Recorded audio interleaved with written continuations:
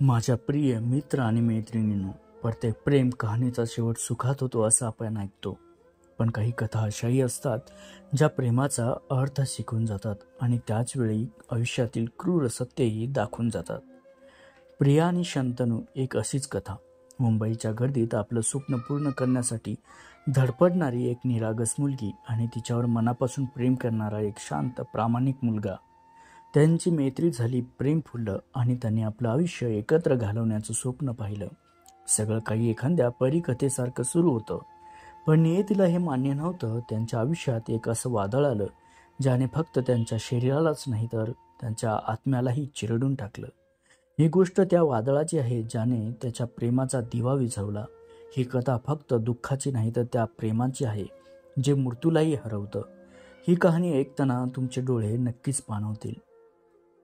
मुंबई हे शहर प्रत्येकाचं स्वप्न पूर्ण करतं, पण त्याआधी त्याची कठोर परीक्षाही घेतं. मी प्रिया मराठे याच मुंबईत आपलं स्वप्न पूर्ण करण्यासाठी धडपडत होते. प्रत्येक ऑडिशन, प्रत्येक नकार, प्रत्येक संघर्ष मला माझ्या ध्येयाच्या जवळ नेत होता. पण या गर्दीत मी एकटी नव्हते. त्याचवेळी शंतनू मोघे नावाचा एक तरुणही स्वतःची ओळख निर्माण करण्यासाठी झगडत होता. ज्येष्ठ अभिनेते श्रीकांत मोघे यांचा मुलगा असूनही त्याला स्वतःच्या मेहनतीवर नाव कमवायचं होतं. आम्ही दोघेही वेगवेगळ्या वाटावरती होतो, पण आमच्या नशिबानं एक दिवस आम्हाला एकत्र आणलं. माझी रूममेट शर्वरी लोहकरेमुळे आमची ओळखही झाली. ती आमच्या मैत्रीची पहिली पायरी होती. मला माहीत नव्हतं की या मुलासोबत मी फक्त एका कॉफीसाठी भेटत होते. तोच मुलगा माझ्या आयुष्याचा अविभाज्य भाग बनणार आहे.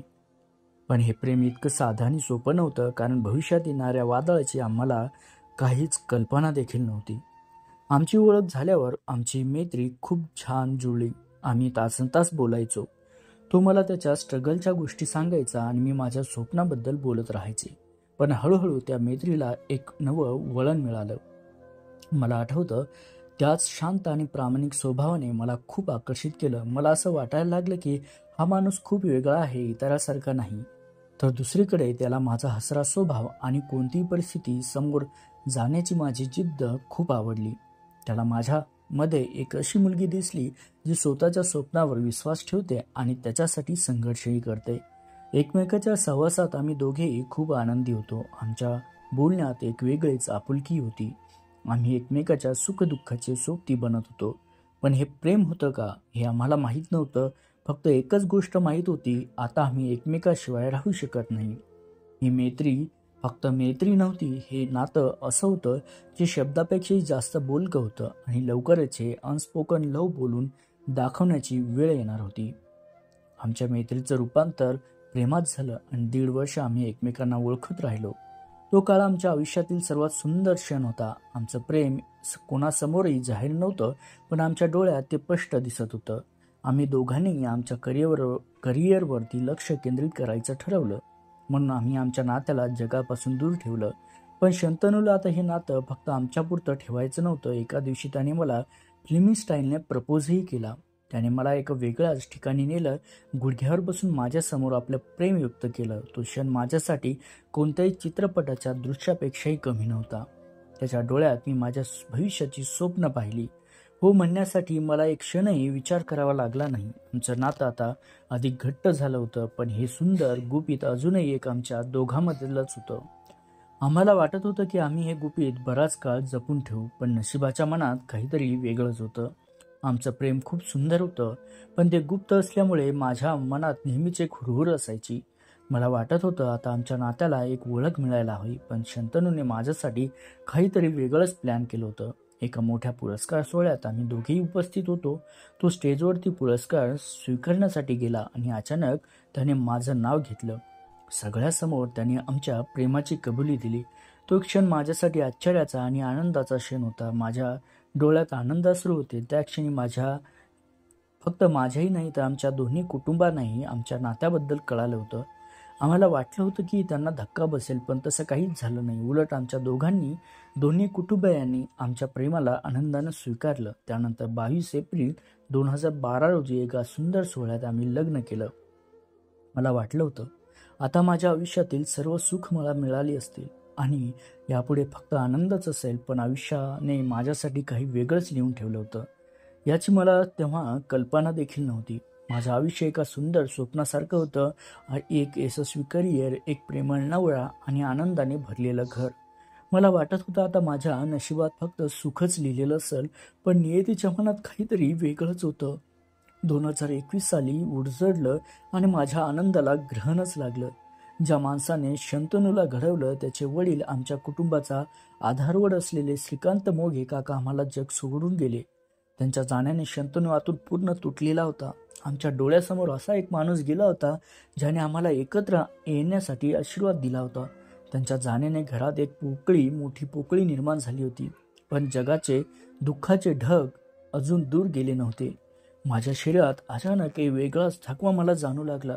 कधी कधी वाटायचं एक कामामुळे असेल, पण वेदना वाढतच होत्या. प्रत्येक दिवस मला अधिक जड वाटू लागला. काहीतरी चुकीचं होतंय असं माझं मन मला सारखं सांगत होतं. आम्ही डॉक्टरांचा सल्ला घेतला, तपासण्या केल्या आणि माझ्यासमोर जे सत्य आलं त्याने फक्त मलाच नाही तर शंतनूला सुद्धा आतून हादरून टाकलं.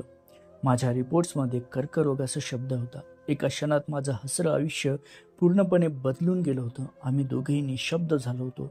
ज्या शंतनूला मी माझ्या वडिलांच्या दुःखातून बाहेर काढण्याचा प्रयत्न करत होते, त्या शंतनूला आता माझ्यासाठी रडावं लागणार होतं.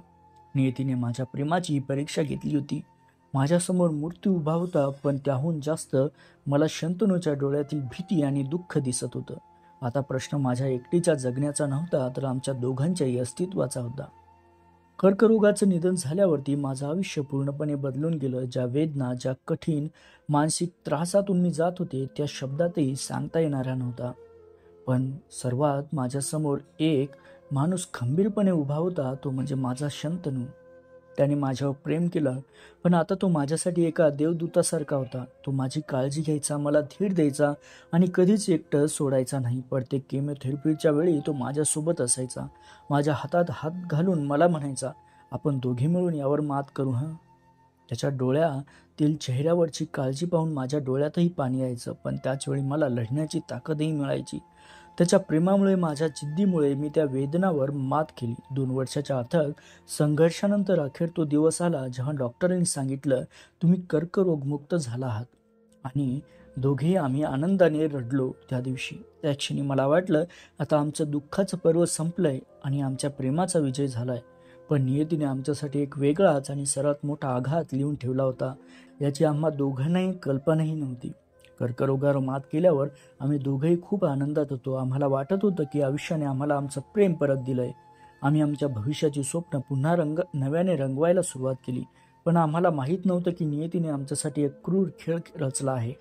काही महिन्यानंतर पुन्हा एकदा माझ्या शरीरात वेदना सुरू होत्या. आम्ही लगेच डॉक्टरांना भेटलो, पण यावेळेस माझ्या तपासण्याचे रिपोर्ट्स पाहून तेही निशब्द झाले.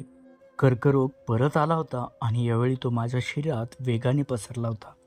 आमचं सारं जग पुन्हा एकदा कोसळून पडलं. शंतनूच्या डोळ्यात आता फक्त असहाय्यता दिसत होती. त्याने मला वाचवण्यासाठी खूप प्रयत्न केले. मुंबईपासून अमेरिकेपर्यंतच्या डॉक्टरांचा सल्ला घेतला. प्रत्येक क्षण तो मला वाचवण्यासाठी धडपडत होता, पण मला दिसत होतं माझं शरीर आता माझी साथ देत नव्हतं. प्रत्येक दिवस माझ्यासाठी आणि त्याच्यासाठी वेदनेचाच होता. आम्ही दोघंही शेवटच्या क्षणापर्यंत लढत होतो. माझ्या डोळ्यात माझ्या स्वप्नांचा आणि जगण्याचा हट्ट दिसत होता, पण त्याच्या डोळ्यात माझ्यासाठीचं प्रेम आणि मला गमावण्याची भीती स्पष्ट दिसत होती. मला माहीत होतं माझ्या प्रवासाचा शेवट जवळ आला